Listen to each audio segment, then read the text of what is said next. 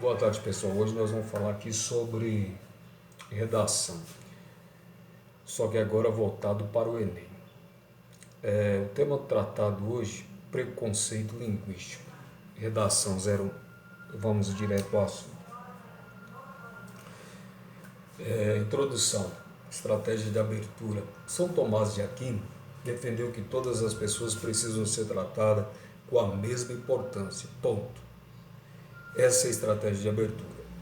No caso aqui, eles usaram o quê? Filosófica, né? No repertório filosófico.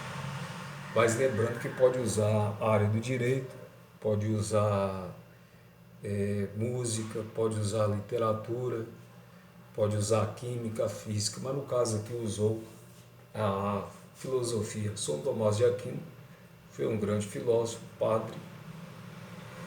Agora vamos para a problematização. Porém, a questão do preconceito linguístico contraria o ponto de vista do filósofo, no caso São Tomás de Aquino, uma vez que no Brasil alguns grupos sociais são vítimas de discriminação constante. Termina por aqui, ponto. Essa aí é a problematização. Agora vamos para a tese. Nesse contexto, percebe-se a configuração de um grave problema de contorno específico, cuja diminuição é dificuldade em virtude do legado histórico. Primeiro argumento. Segundo argumento é da falta de conhecimento. Agora vamos para o desenvolvimento. O que vai fazer? Vai pegar o primeiro argumento, em virtude do legado histórico. Vamos lá. Em primeira análise, o legado histórico mostra-se como um dos desafios à resolução do problema. Pero, de acordo com o pensamento de Cláudio Lévi-Strauss, só é possível interpretar adequadamente as ações coletivas por meio de entendimento dos eventos históricos.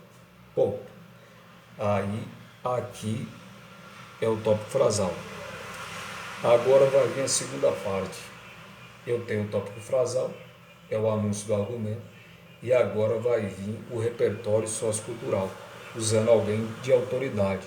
Pode ser um político, pode ser um médico, um filósofo. Mas vamos aqui.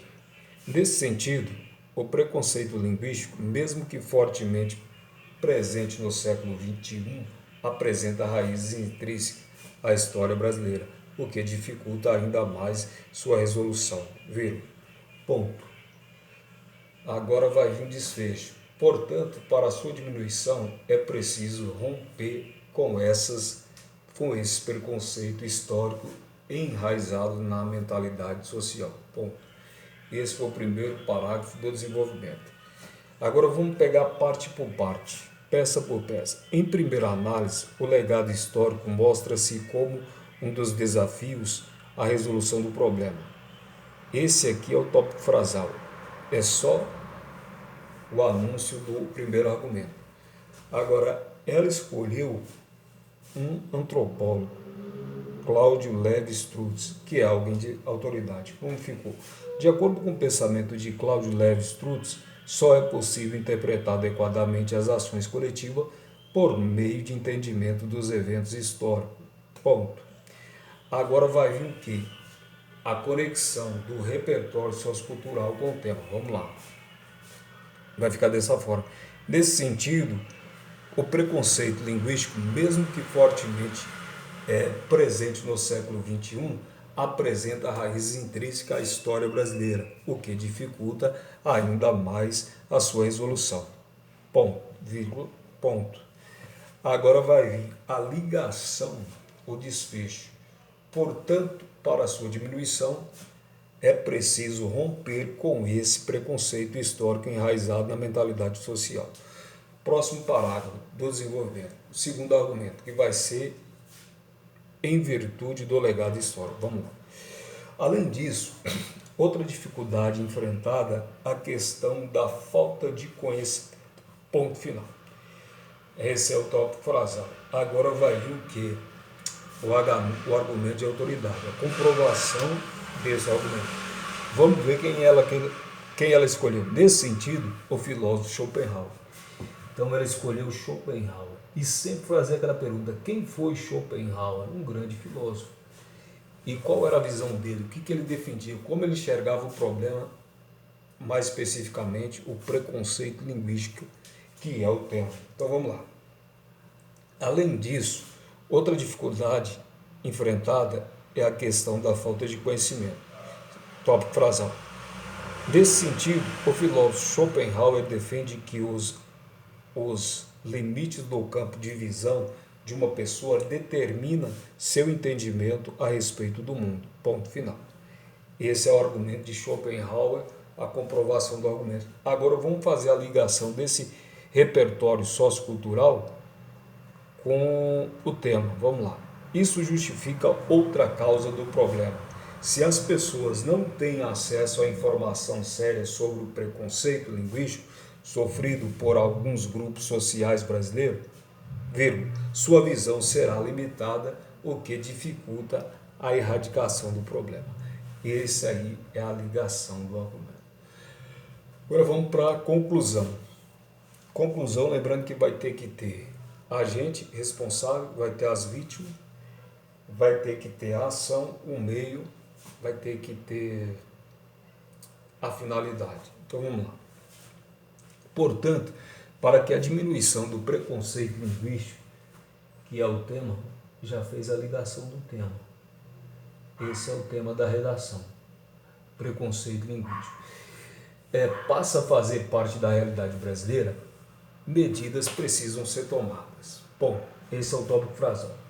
Para que isso ocorra, o MEC, juntamente com o Ministério da Cultura, deve desenvolver palestras em escolas a serem webconferenciadas nas redes sociais desses órgãos por meio de entrevista com as vítimas do problema e especialistas no assunto. Ponto final.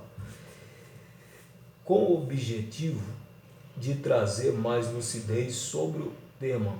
Ponto. Além disso, nesses eventos é preciso discutir a compreensão dos eventos históricos no combate ao preconceito linguístico. Ponto. A fim de erradicar esses problemas. Ponto. Por fim, é preciso que a comunidade brasileira